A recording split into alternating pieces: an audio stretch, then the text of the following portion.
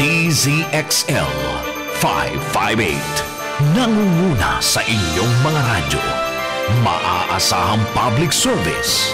DZXL 558. Ang programang ito ay hatid sa inyo ng National Nutrition Council. Nandito na ang programa kung saan ang kalusugan ay number 1. Two-time KBP Golden Dove Awardee for Best Radio Public Service Program, Gandingan Awardee for Best Development-Oriented Radio Program, at 2016 Best AM Radio Program. Radyo mo sa nutrisyon! Radyo mo sa nutrisyon! Mga usapin ukol sa pangkalatang kalusugan. Matutukunan ang inyong mga katanungan ukol sa samot-saring issue ng maayos na pangangatawan mula ulo hanggang paa. Busog sa impormasyon. Hitik sa ekspertong kaalaman. Radyo mo sa nutrisyon. Radyo mo sa nutrisyon. Malusog na katawan, malusog na isipan para sa produktibong mamamayan. Narito na ang inyong mga kasama sa kalusugan. 2014 Gandingan Awardee for Best Development-Oriented Radio Program Host at 2016 Best AM Program Host, National Nutrition Council Executive Director, Assistant Secretary of Health, Bernie Flores, at si Rod Marcelino. Ayon po sa resulta ng 2015 Updating National Nutrition Survey, ang mataas na bahagdan ng malnutrition sa mga batang edad 5 taon pababa ay nasa mga mahihirapong pamilyang Pilipino. Halos kalahati o 49% na bansot na bata po ay kasama sa mga pinakamahirap na pamilya, samantala 32% naman ang kulang sa timbang at 8% naman ang mga batang wasted o payat ang mula po sa pinakamahirap na pamilya. Magandang tanghali po. Ako po si Rod Marcelino. Welcome sa Radyo Mo sa Nutrisyon Year 7. Malusog na katawan, nutrisyon ang kailangan. Malusog na isipan, nutrisyon ang kasagutan. Pag-usapan po natin kung paano tutugunan ang kahirapan at kakulangan sa wastong nutrisyon. Muli tayong sasamahan sa talakayan ng ating ninang sa wastong nutrisyon, si Assistant Secretary of Health at Executive Director for ng National Nutrition Council, Bernie Flores. Good afternoon po, Asik Bernie. Good afternoon din, Rod, at magandang tanghali rin po sa lahat ng mga tagapakinig at tagapanood ng Radyo Mo sa Nutrisyon. Tanghali na naman po tayo at sana po'y makinig kayo sa amin hanggang sa katapusan ng ating napaka-importanteng talakayan. Magkaugnay nga talaga, Rod, yung sinabi mo kanina sa opening spiel natin na kahirapan at ang malnutrition. Pinatotohanan yan ang kondisyon ng mga kababayan natin, lalo na sa autonomous region in Muslim Mindanao. At sa resulta kasi ng 2015 updating ng nutrition situation, sabi mo nga, Rod, alam mo bang nangunguna ang autonomous region in Muslim Mindanao sa mga rehiyong may pinakamataas na prevalence ng stunting o pagkabansot ng mga bata na may 45.2% kumpara sa national average na 33.4 lang ang national. Malaking factor dito ang malalang kahirapan sa buong ARMM. Ayon nga sa National Anti-Poverty Commission, mula 2006 hanggang 2012 ay nanatili ang ARMM bilang pinakamahirap na rehiyon sa ating bansa. Oo, halos 50% o isa sa bawat dalawang pamilya dito ay nakararanas ng labis na kahirapan. Ayon naman sa official website ng rehiyon, noong first quarter pa lang ng 2015 ay umabot na sa 53.4% ang poverty incidence sa ARM. At Asik Bernie at mga kanutrisyon, yan po ang hihimayin natin ngayong hapon sa tulong po ng pangunahing ahensya ng pamahalaan pagdating po sa pagtugon sa mga pangangailangan ng ating mga kababayan. Oh, tama ka dyan, Rod. Para maumpisa na natin ang talakayan, ibigay muna natin yung ating text question of the week para naman na ready na ang ating mga kanutrisyon. Oo. Umpisa pala ng programa, may pabonus na po kami. Oo. Sige, makinig mabuti at sagutin mga kasamang aming tanong. Ang unang 10 makakapag-text ng tamang sagot, magkaroon po ng chance to win ng round trip sa ARM. Makita niyo, hindi po mananalo po kayo ng 200 cellphone load.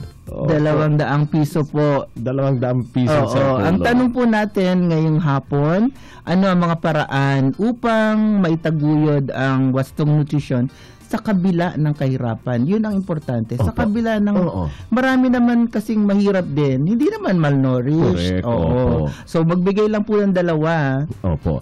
Yun ang yun ang nagbibigay ng pag-asa. Sa kabila ng kahirapan, may paraan pala matugunan yung malnutrition. tama. Opo. So, makinig po mga kasama ha. I-text ka agad ang inyo pong mga sagot sa ganitong format. Full name, space, edad, space, eksaktong address, ilagay ang street, barangay, bayan, o lungsod at dalawigan at syempre ang inyong sagot. At ito po ay isend sa 0908-579-6898. Isama na rin po sa huli bahagi ng inyong text kung paano nyo po kami napapakinggan sa radyo po ba, sa Ustream gamit ang internet, sa radio app po ng inyong cellphone, sa Facebook Live o sa Signal TV. Nagdami parang sila para po pwede makinig. Oo, walang rason. Walang rason. Oo. Opo. At upang samahan naman tayo sa ating talakayan, makakapiling natin ang isa sa mga direktor ng Department of Social Welfare and Development, mismo pong sa office ng Secretary, ang ating panauhin ngayon, si Director Maristela P. Abenojar. Magandang tanghali po, Director Maristela, at welcome sa Radyo Mo sa Nutrition. Magandang tanghali, Asek Flores at kasamang Rod. Salamat sa pag-imbita sa akin dito sa Radyo Mo sa Nutrisyon sa DCXL. Akin pong ipinahahatid ang isang makabuluhan at mapayapang pagbati sa pangunguna po ng aming kalihim na si Secretary Judy M. Tagiwalo. Binabati ko rin po ang mga kasamahan natin na niyanig ng 7.2 magnitude ng lindol kaninang alas 4 ng madaling araw sa 4 na rehiyon. Ito po yung rehiyon ng 11, 9, 10 at 12. Hangad po namin ang inyong kaligtasan sa mga oras na ito. Opo. Isa din niya sa mga factor, di ba po, na kahirapan, yung kalamidad. Nutrition emergency. So, Alright, umpisa na po natin doon sa binanggit po, Director, kanina ni Ma'am Bernie, ni Asik Bernie. Ano po ba yung kaugnayan ng kahirapan at nutrisyon at paano po sila nakakaapekto sa isa't isa?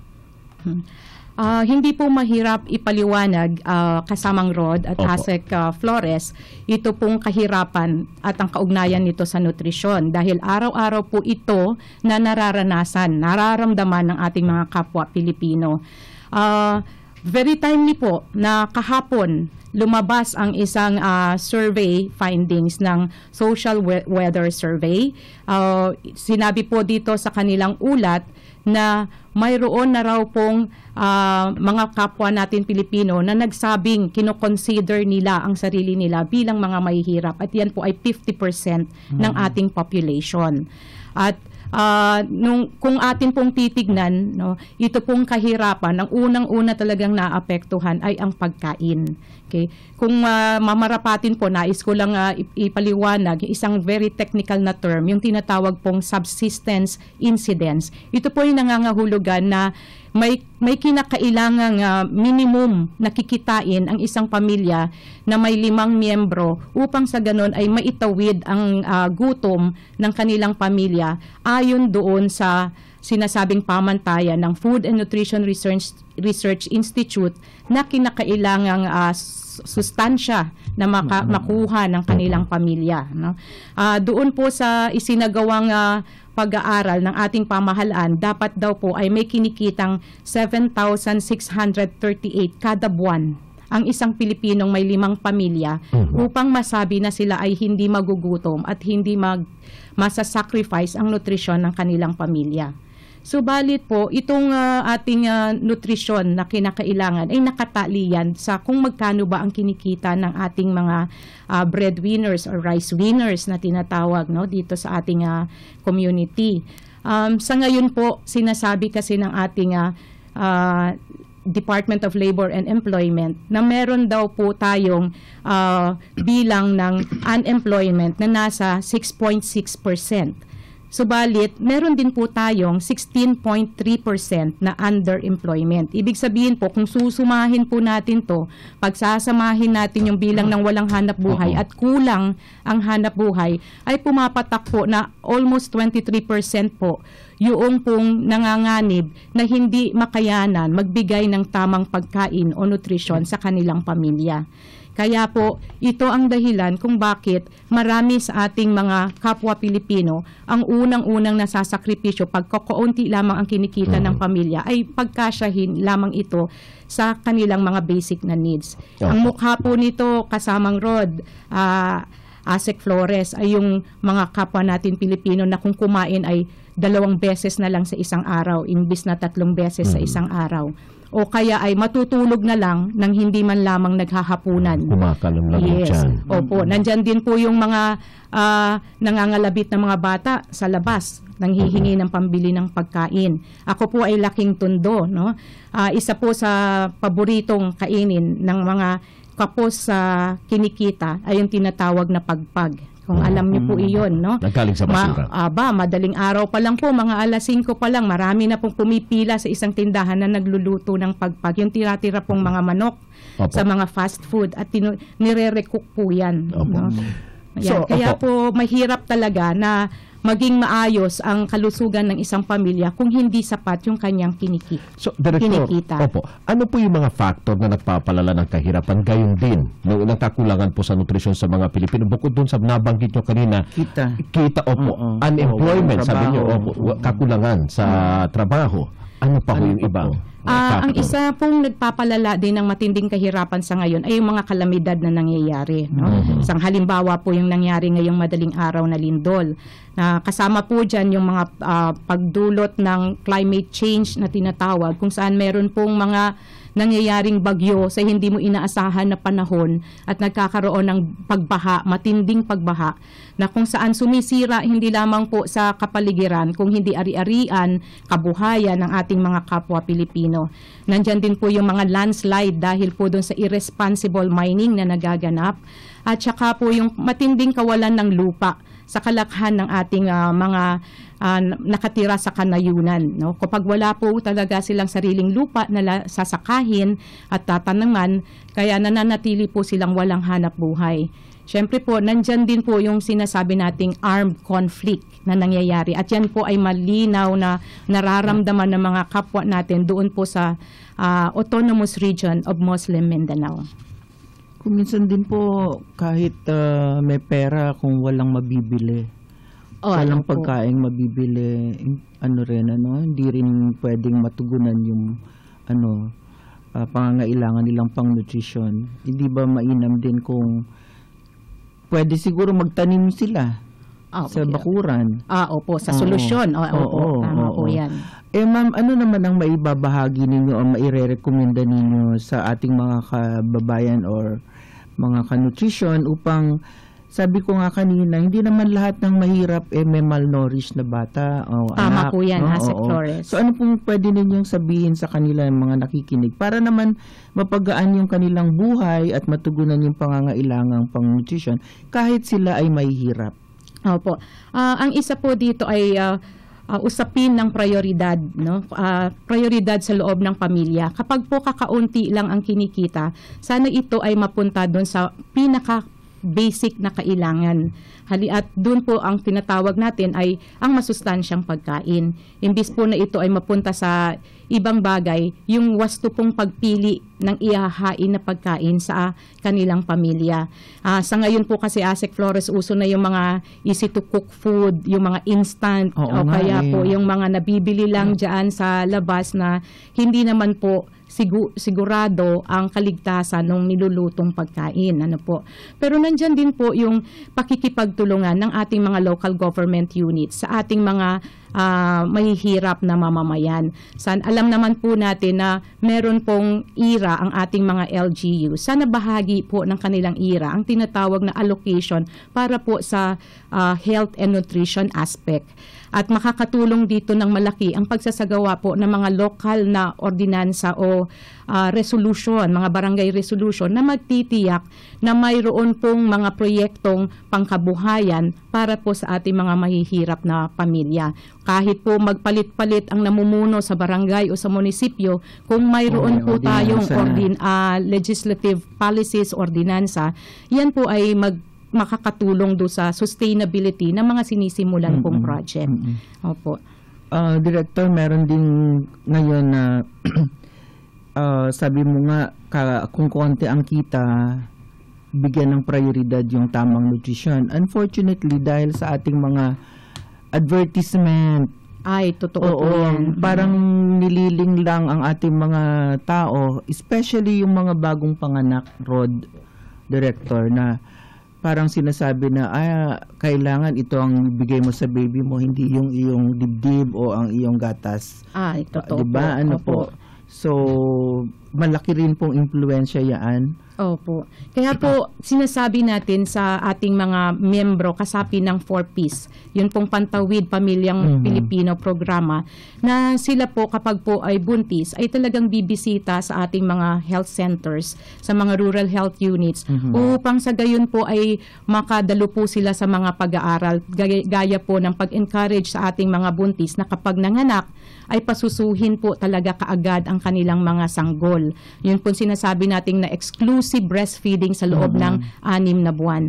At yung pag-introduce po ng mga complementary foods na mayaman po sa gulay at prutas, hindi po yung mga artificially prepared na pagkain upang matiyak po yung maayos na paglaki ng sanggol, no? Hindi lamang po sa usapin ng timbang kundi din po sa taas, no? O sa height na tinatawag. Opo. Okay. Dumako muna po tayo, Director, sa ating Nutrition Word for the Week, Rod. Pwede na, no? Sige po. At ang ating pong salita or phrase for this week ay yung tinatawag na Multidimensional Poverty Index or MPI. Ang Multidimensional Poverty Index po ay isang paraan ng pagsukat ng kahirapan sa isang bansa at sa buong mundo. Ito po ay binuo ng United Nations Development Program at una pong ginamit yan sa kanilang Human Development Report noong 2010. Ito ay binubuo ng 10 indicator ng kahirapan base po sa 3 aspeto ng buhay. Una, yung antas ng pamumuhay. Ang pangalawa, yung antas ng edukasyon. At ang pangatlo po ay yung antas ng kalusugan. 2 sa mga ito ang nasa aspeto ng kalusugan, ang malnutrition at child mortality. Sa pamamagitan po ng pagtatasa ng mga indicator na ito, nalalaman kung gaano kadami ang taong nakararanas ng kahirapan at gaano ka-intense o gaano kasidhi ang kahirapan na ito. At ayon po sa huling MPI, halos 29% o 1.5 bilyong katao sa buong mundo ang nakararanas ng kakulangan sa edukasyon, kalusugan at maayos na pamumuhay. Yan po ang ating nutrition word for the week, ang Multidimensional Poverty Index o ang MPI. Rod, maraming Director. salamat, Asek, sa ating nutrition word for the week, mga kasama. At mga kanutrisyon, kung may nais po kayong itanong sa ating bisita ngayong hapon o kay Asek Bernie, mga kasama, pwede ho kayong mag-text sa 0921-431-1044 sa mga naka-smart. Yung mga naka-globe naman, ito po yung mga numero 0927-650-6795 o tumawag po sa 882-2374. Samantala, para sa 200 pesos na load, mga kasama, yung mga naghihintay dyan, nasa 10 makakapag-text ng tamang sagot sa ating text question of the week. Ang tanong po, ma'am? Okay, ano po ang mga paraan upang may taguyod ang wastong nutrition sa kabila ng kahirapan? Magbigay lamang po ng 2. Dalawa lang po ng ating nina. So, i-text po ang inyong sagot sa ganitong format, full name space, edad space, eksaktong address. Alright. Wala pala ako kanina sa ere. I-text po mga kasama ang ganitong format. Sa inyong sagot, full name space, edad space, eksaktong address, ilagay ang street, barangay, bayan o lungsod at lalawigan at ito po'y isend sa 0908-579-6898. Ipagpapatuloy po natin mamaya mga kasamang talakayan tungkol sa nutrisyon at kahirapan, lalo na ng mga kababayan natin sa ARM. Tutok lang po dahil magbabalik ang Radyo Mo sa Nutrisyon Year 7. Radyo Mo sa Nutrisyon. Ano ang pangatlong kumain-ment, Mang Moy? Kumain-ment number 3. Kumain ng gulay at prutas araw-araw. Sa almusal, tanghalian at hapunan. 3 times a day? Oo ba? 5 servings o higit pa kada araw. Kailangan ito para humaba ang buhay. Mahilig kayo sa prutas at gulay, no? Correct ka dyan, Elmer. Paborito ko ang malunggay at kangkong. Panghimagas ko, saging, mangga, minsan, papaya. Pampakinis pati ng kutis, di po ba? Napansin mo, ha? Sundin ang 10 Kumain-ments para sa sigla at lakas ng buhay. Paalala ng National Nutrition Council ng DOH. Mang Moy, kailan bang hugas ang maigi ang gulay? Lulutuin rin naman. Elmer, itong repolyo mo malinis pero tignan mo mga singit-singit. Ngik! Sabi ng Kumain-ment number 6, tiyaking malinis at ligtas ang ating pagkain at tubig. Alam mo ba, na-ospital ako nung bata pa ako kasi may mikrobyo ang nakain ko. Ako naman, uminom ng tubig sa karinderya. Nadali ako ng diarrhea. Mismo! Sundin ang 10 Kumain-ments para sa sigla at lakas ng buhay. Paalala ng National Nutrition Council ng DOH. Radyo Mo sa Nutrisyon. Nagbabalik po ang Radyo Mo sa Nutrisyon at tinatalakay pa rin natin ang kaugnayan ng kahirapan at nutrisyon at kung paano matutugunan ito. Kasama pa rin natin si Director Maristela P. Abenojar po ng Office of the Secretary, Department of Social Welfare and Development. Okay, Director Maris, pag-usapan naman natin yung ating programa sa ARM bilang tugon sa kahirapan. Ang pangunahing programa, di ba ngayon, ang tawag natin ay Bangsamoro Umpungan sa Nutrition or Bangon Program. Pakipaliwanag naman po ito para sa ating mga tagapakinig at sino-sino ang mga target ng programang ito at ano yung mga hakbang na nakapaloob dito. Asik Aleli, nakakatuwa na meron po tayong ganitong special na proyekto mula po sa office ng ating presidente. No? Ito po ay sinimulan noong nakarang taon, noong Agosto, sa isang cabinet meeting nang magbigay po ng direktiba ang ating Pangulong Duterte sa ating kalihim na si Judith Taguiwalo upang tugunan ang tumataas na bilang ng mga malnourished at mga batang nagugutom doon po sa ARMM na rehiyon.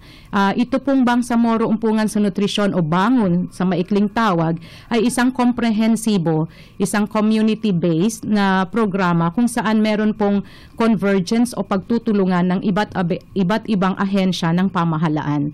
Tatlo po ang layunin nito. Ang unang layunin po nito ay mapabuti ang kalagayan sa nutrisyon at kalusugan ng mga bata na ang edad ay 0 to 12 years old. Kasama po din po dito ang kanilang mga ina na nagpapasuso at yung po mga buntis na ina sa ating komunidad. Nais din po nating tulungan ang mga pamilya ng ating mga bata na kung saan dumaranas ng matinding malnutrisyon na magkaroon ng kakayahan po na magkaroon ng dagdag na hanap buhay upang matiyak na mayroon pong kakainin sa kanilang hapagkainan sa araw-araw o yung tinatawag nating food security. At ikatlo pong layunin po nito ay ang pagbubuo ng mga matatatag na komunidad sa iba't ibang probinsya ng ARMM upang sa ganon ay magkaroon po ng maayos na kapaligiran at maayos po na antas ng kabuhayan ang ating mga kasamahan doon sa lalawigan o probinsya ng ARMM. Okay, magandang ano yan kasi sa marami mga pagpupulong, lagi nga pong sinasabi na napakahirap ng ARM at the same time, mahirap din daw ipatupad ang mga programa doon dahil din sa ating armed conflict. So, ano pong kalagayan or status ng programa, ng Bangon program ngayon at this point? Sa ngayon po, Asik Flores, ay patapos na yung tinatawag nating social preparation ng pilot stage ng ating proyekto kung saan po natukoy na at na-validate ang ating mga bata na ang edad ay 2 to 5 years old. Binanggit ko po kanina na 0 to 12, pero po sa pilot stage, 2 to 5 years old muna po ang ating binibigyan ng assistance o ng tulong. Ito po yung mga bata na nasa madaris o yung eskwelahan ng mga Muslim o kaya po ay nasa mga barangays na may matindi pong kahirapan. Meron ho tayo ngayong kabuang 8 munisipyo na tinutulungan sa Maguindanao at 3 munisipyo sa Sulu.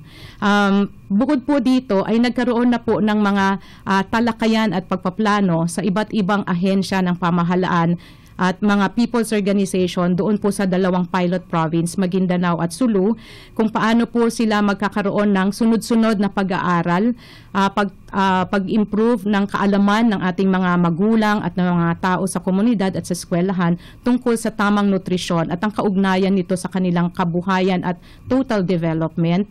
Nandyan din po yung pong pagsasagawa ng mga proyekto kaugnay po sa Sustainable Livelihood Program at ilang advokasya para po sa pagpapataas ng kamalayan ng ating mga tao sa komunidad sa kahalagahan ng nutrisyon. Director, sino pong nagpapatupad ng programa? Ang ating pong din programa po na Bangon ay pinapangunahan po ng DSWD Central Office. Okay. Kasama po natin ang DSWD ARM at ang 2 po nating field offices, ang DSWD Region 9 at DSWD Region 12. Of course, nandyan po ang mga non-government agencies at national government agencies at agencies na nasa ARMM tulad ng DOH, nandyan po ang FNRI, DOST, nandyan po ang, of course, ang National Nutrition Council, hindi pwedeng mawala.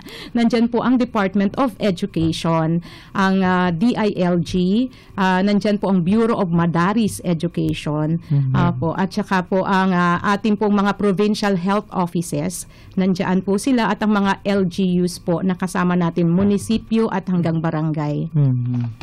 Okay, Director, bukod po sa Bangon program sa ARM, ano pa yung ibang programa na meron po yung DSWD para maibsan yung problema po ng malnutrition sa mga mahihirap nating kababayan at sino-sino pa ang pwedeng mag-avail rito?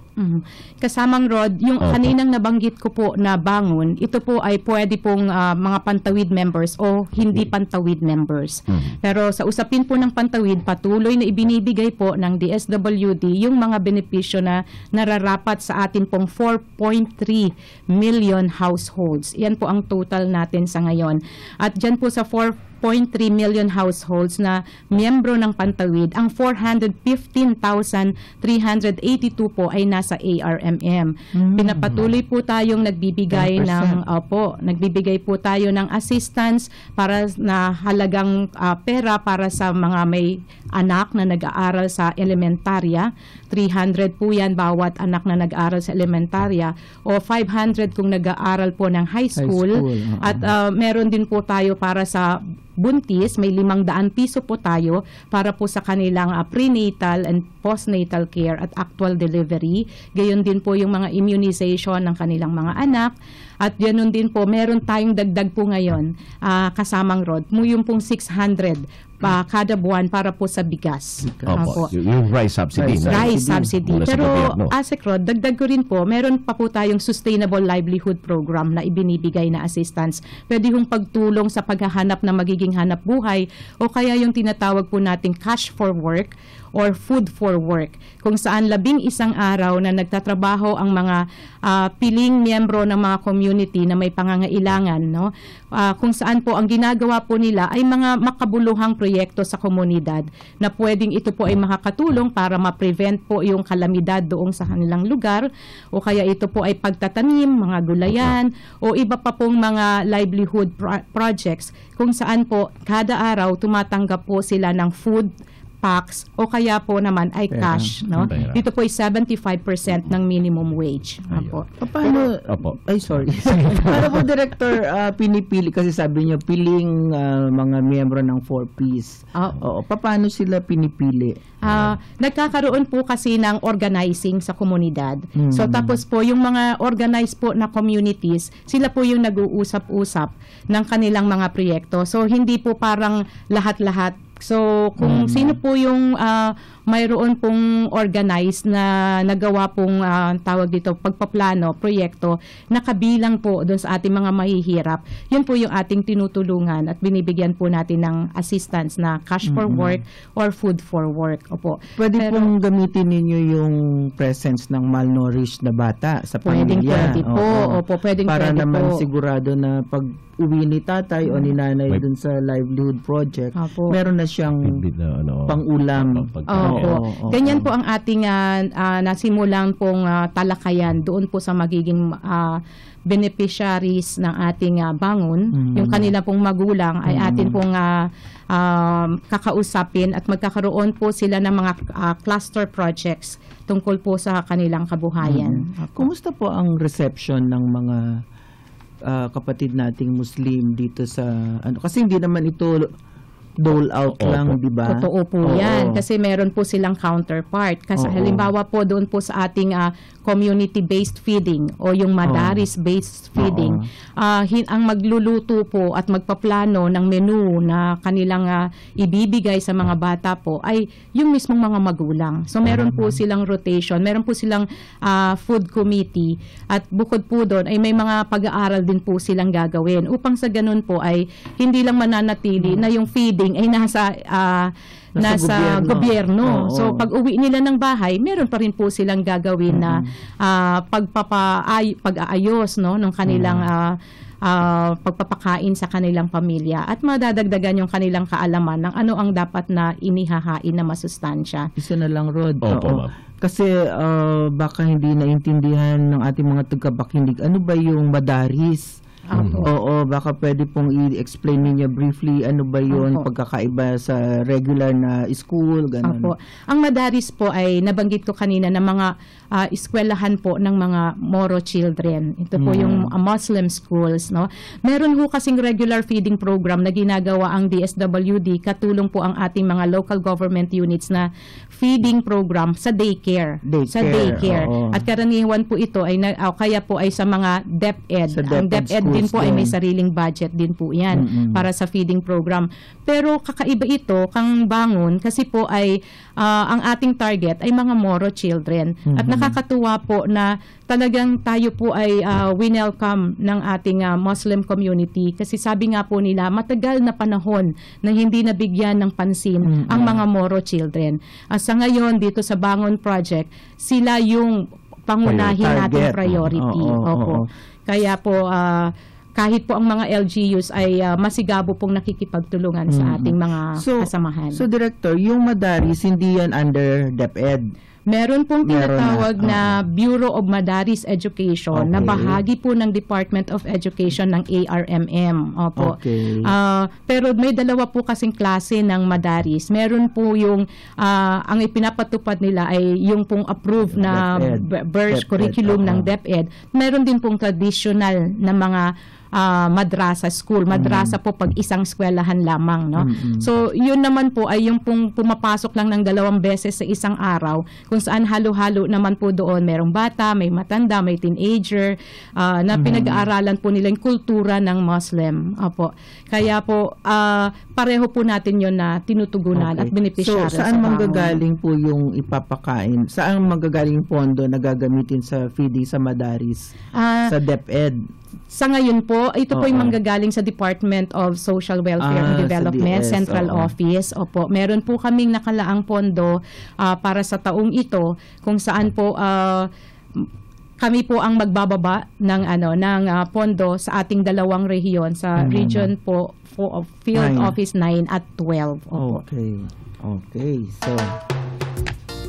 Sige. So, bago tayo magpaalam ngayong hapon, Director at saka Rod, balikan ko lang yung ilang mahalagang bahagi ng ating naging talakayan.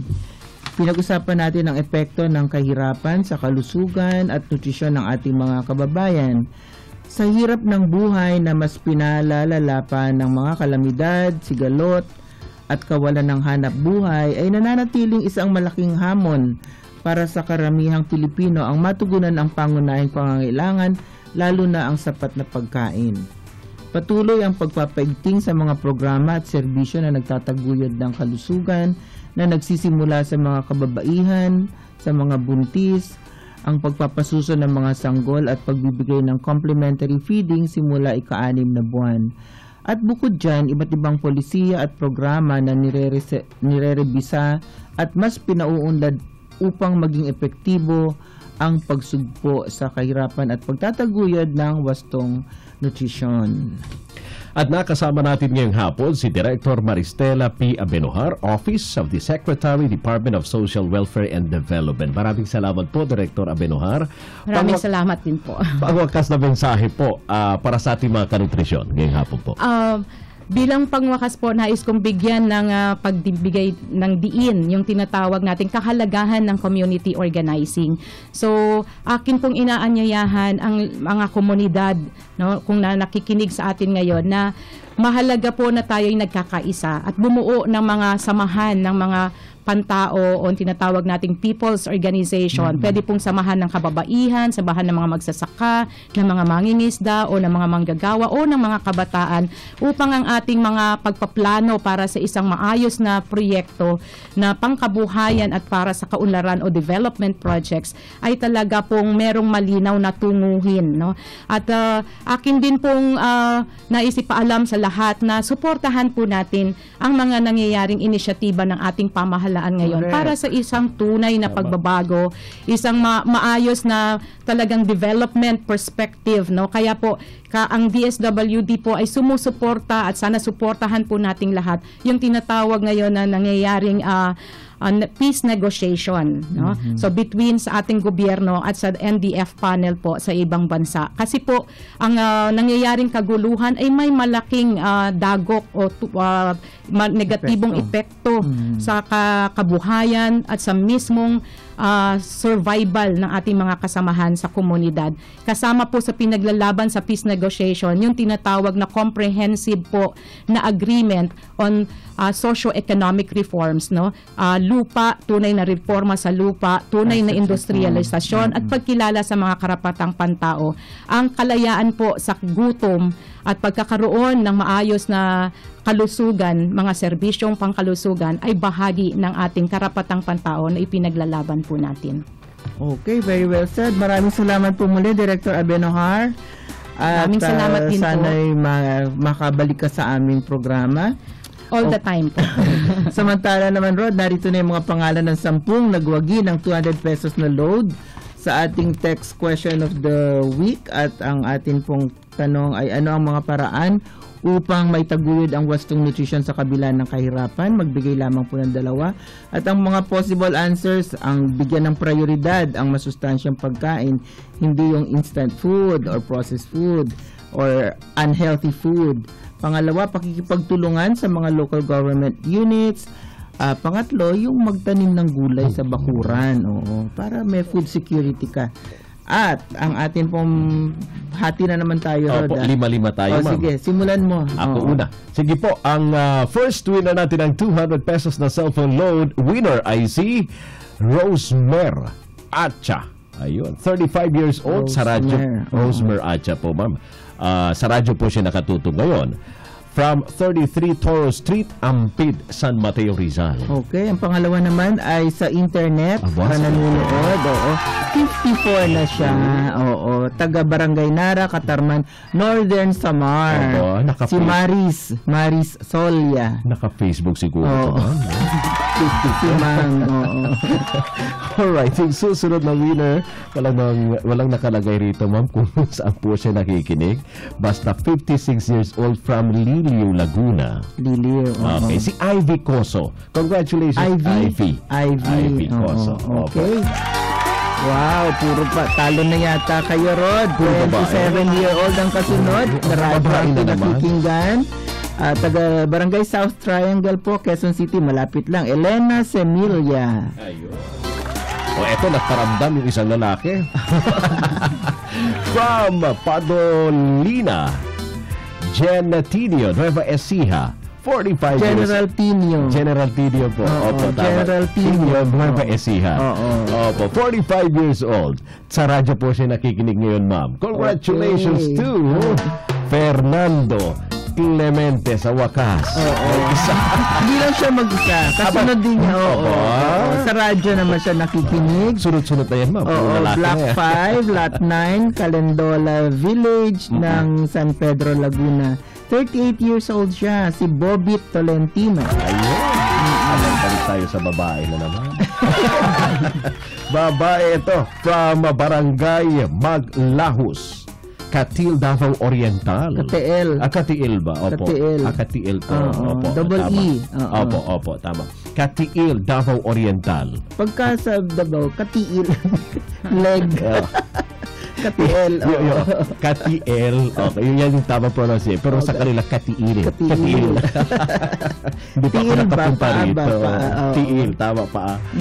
Oy, sa radyo po siya nakikinig ngayon. Sa internet pala, sorry. Opo, sa internet, 41 years old. Marites Valdez. Daghan salamat, day. Okay, at sumunod sa kanya ay babae rin. Aba, another girl. Oo, sa radyo naman ay taga-Bagong Pook, Lipa, Batangas. 38 years old, si Pia de Guzman. At yung last sa akin dito, ma'am, sa listahan ko, eto, lalaki. Opo, 42 years old. Sa radyo po siya nakikinig ngayon from Barangay Paliparan 3, Dasmariñas, Cavite. Congratulations to Jaime! Nanalo ka! Jaime Dumduman. 200 kagad, Jaime yan. Marami kang matetext. At ang panghuli ay isa ring lalaki. Taga naman siya, Doña Alicia Extension, Ligaswan, Bacoor, Cavite. Radyo rin siya at 42 years old. So si Ramil Conos. Ayan, so rin. Tatlo lang. Yung lalaki. Lamang yung mga babae. Okay, congratulations sa inyong lahat. Yan po ang kabuuan ng aming talakayan dito sa Radyo Mo sa Nutrisyon. Naway muli namin kayo nabusog na mga kaalaman tungkol sa kalusugan at tamang nutrisyon at amidst di kahirapan. Opo, tama. No, pero talagang kung gusto po, may mga paraan din. Sabi niya. Magtanim po sa ating kapaligiran. Oo, tsaka banat-banat ng buto. Tama. Huwag lang maghintay. Opo. Kahit nandyan yung gobyerno, pero hindi tayo dapat umasa. Assist lang ang gobyerno. Sa sarili pa rin natin lahat mag-umpisa yan. At mga kasama dun sa mga nais pong humabol ng tanong, abay pwede ho kayo mag-text sa 0908-579-6898. Kahit tapos na pong ating programa, sasagutin pa rin po ito ni Director Maristela P. Abenojar ng DSWD sa pamamagitan ng aming production team. Sapagkat yan po ang tunay na serbisyo publiko ng Radyo Mo sa Nutrisyon. Magsasama-sama po tayo muli sa isa na naman masustansyang talakayan sa susunod na Sabado, ganap na alas 12:30 ng tanghali, dito po sa Radyo Mo sa Nutrisyon, DCXL 558. Tandaan, dito po sa Radyo Mo sa Nutrisyon, bubusugin namin kayo sa impormasyon. At sisiksikin namin kayo ng mga tip tungkol sa tamang nutrisyon. At tutulungan namin kayong iwaksi po ang mga maling gawain kumukontra sa pagkamit natin ng mabuting kalusugan. Wastong nutrisyon, impormasyon. Solusyon, positibong aksyon. Tandaan lamang po, malusog na katawan, malusog na isipan para sa malusog na mamamayan. Ako po ang inyong lingkod, Assistant Secretary of Health at Executive Director ng National Nutrition Council, si Bernie Flores. At ako naman po si Rod Marcelino. Kami po ang inyong kabalikat sa kalusugan at wastong nutrisyon. Dito sa Radyo Mo sa Nutrisyon Year 7! Malusog na katawan, nutrisyon ang kailangan. Malusog na isipan, nutrisyon ang kasagutan. Ang programang ito ay hatid sa inyo ng National Nutrition Council. Samahan si Chris Lorenzana, Trainer at Chief Inspiration Officer ng Training Edge Incorporated sa isang oras na seminar sa radyo na magbibigay inspirasyon upang lalo pang mapaganda, mapasaya at mapaunlad ang ating buhay. Winner ka! Pinoy! Pinoy ka, buo ang iyong loob. Kaya kaibigan, mas piliin mo laging gawin ang tama. Mas piliin natin laging gawin kung ano yung mas makakabuti sa ating sarili, sa ating pamilya, at sa ating bansa. Mahalin po natin ang ating minamahal na Pilipinas. Atin po ito. Makinig, makilahok at sumama sa talastasan dahil ang programang ito ay para sa iyo. Winner ka! Pinoy! At kaibigan, sikapin nating maging isang tunay na Pilipino sa isip, sa salita, at sa gawa. Kasi bakit? Dahil winner ka, kaibigan. Winner ka. Pinoy. Winner ka! Pinoy! Kada araw ng linggo, alas 11 ng umaga hanggang alas 12 ng tanghali. Dito lamang sa DZXL 558. Business Trip ni Juan. Tara, sama na sa ating trip! Ang programang dadalhin kayo sa mga kaalamang may kaugnayan sa pagpapatakbo ng negosyo. Mga ideya sa pagtitipid nang sa ganun ay umasenso sa buhay. Business Trip ni Juan. Sabado alas 6 hanggang alas 7 ng gabi. Business Trip ni Juan. Ang trip natin sa pagyaman sa DZXL 558. ASEAN 2017, the DZXL Special Coverage. Kasama ang